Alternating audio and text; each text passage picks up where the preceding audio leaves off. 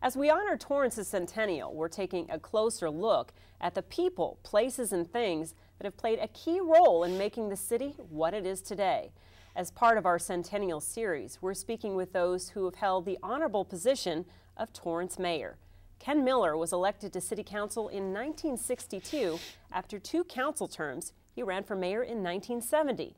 He won that election and served as mayor until 1978. His name was well recognized in Torrance in the 70s and 80s when Ken Miller Realty signs peppered the lawns of Torrance neighborhoods. You may also recognize his name if you visited the Ken Miller Recreation Center located at the Torrance Civic Center. Today we meet the person behind the name. Hello, I'm Colleen Farrell, and thanks for tuning in. And former Mayor Ken Miller, thanks so much for joining us today. Thank you. Now, you were born in 1922, and that was even before there was a Torrance hospital. Tell us about your birth here in Torrance. That time, particularly that time, was when downtown Torrance was downtown Torrance. I mean, that was the hub of the entire commercial shopping center for the city, because at that time we only had 7 square miles of city. That's prior to annexation. And I was born in the El Prado apartments, which are on the corner of Satori and El Prado. And at that time, I remember the big merchant in Torrance was Sam Levy.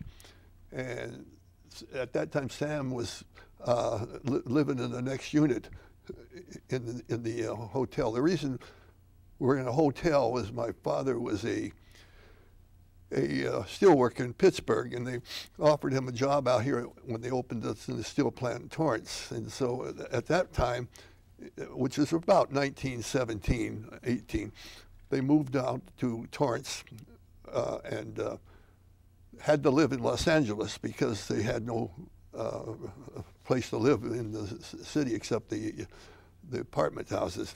For a long time, they used to travel from downtown LA to Torrance on the old Pacific Electric car traveling down Western and dropping off, which is now the Western Depot. That was the restaurant.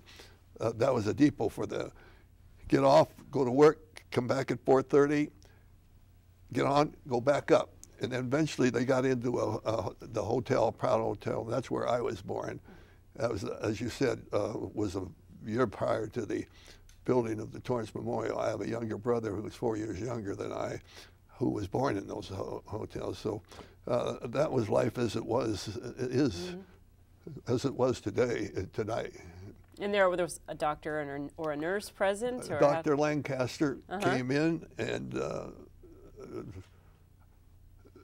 he was the one of 2 doctors in Torrance, and everything was done in Torrance at that time was through Dr. Lancaster and Dr. Scheidler on it.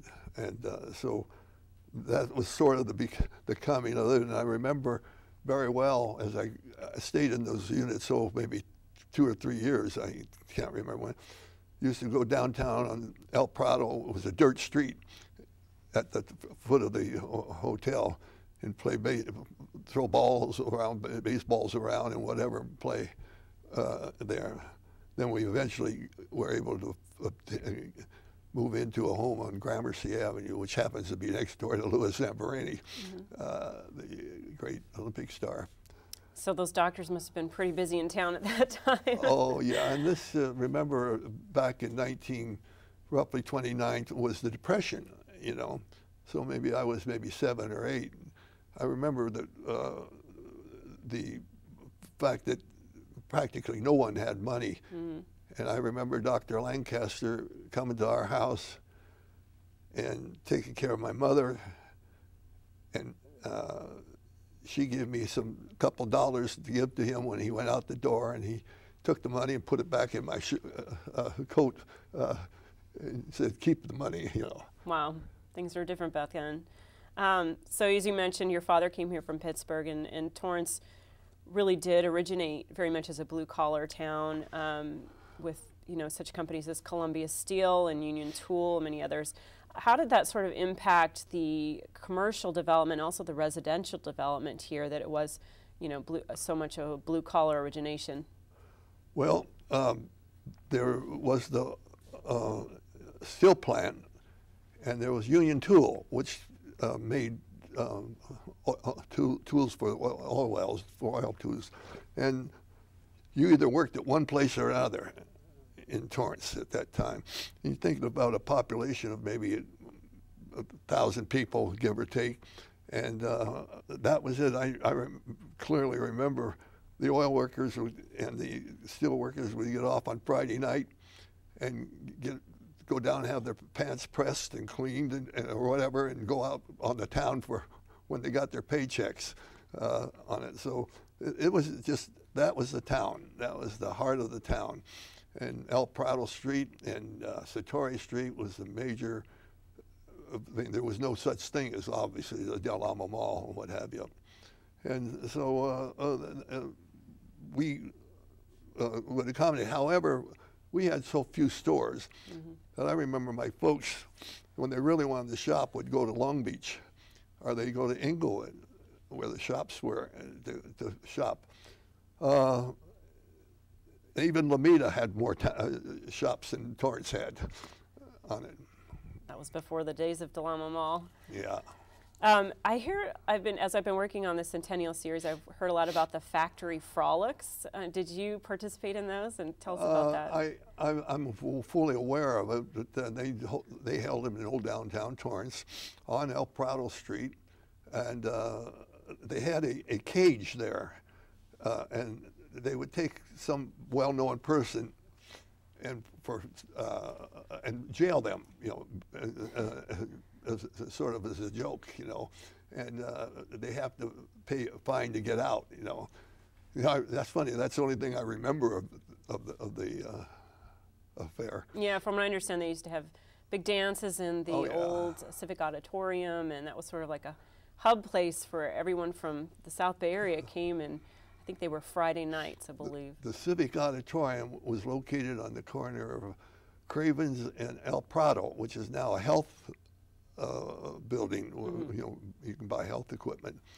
That was Civic Auditorium, and this, of course, the City Hall was directly where the Time Warner Cable is located now. That was City Hall at that time, and the fire station and police station was right next door, where is now a parking lot on it.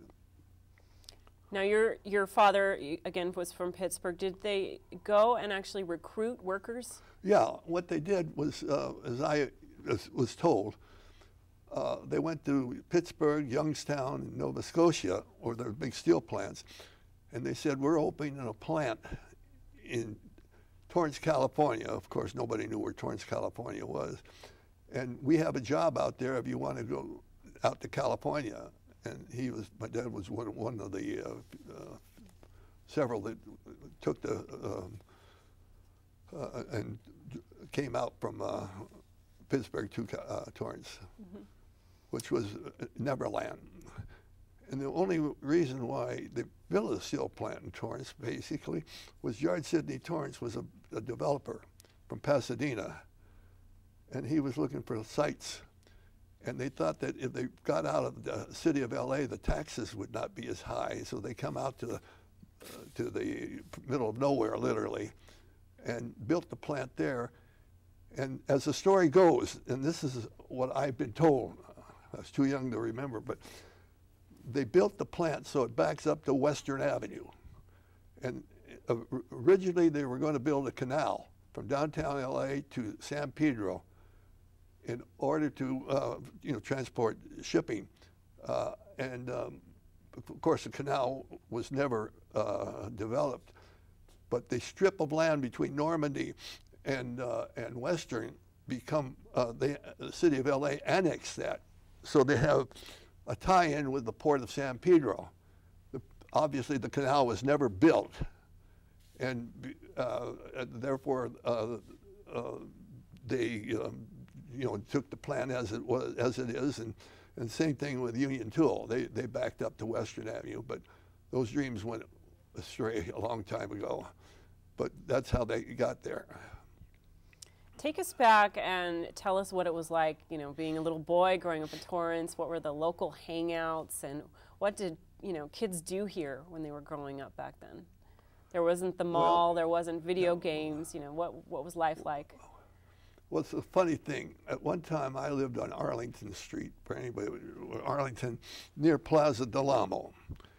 And next door to the house I lived, a little one-bedroom home, there was a vacant lot. And the kids would get out there and pick up football, choose. As a matter of fact, the team from Andrio Street versus the team from Gramercy Street. And we used to play, and then when the fathers got off work, they would come down there to watch, and in the meantime, they took over the game. We got shoved aside, and they ended up playing in the game.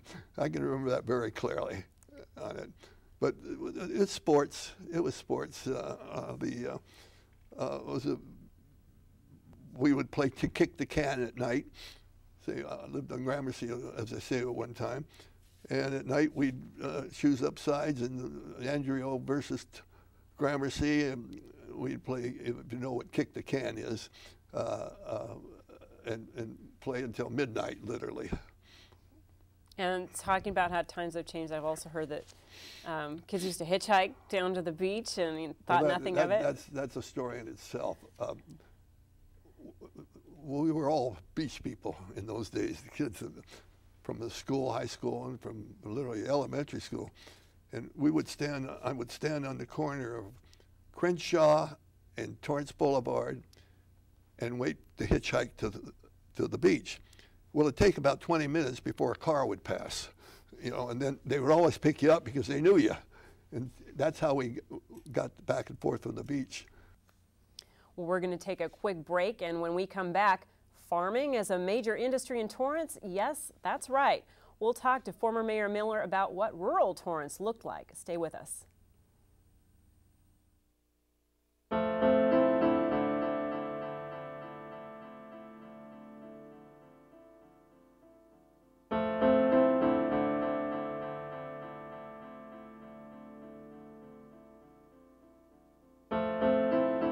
Behind the wheel, there is no such thing as a small distraction. A public service reminder from the American Academy of Orthopedic Surgeons. Speak out against distracted driving at decidetodrive.org.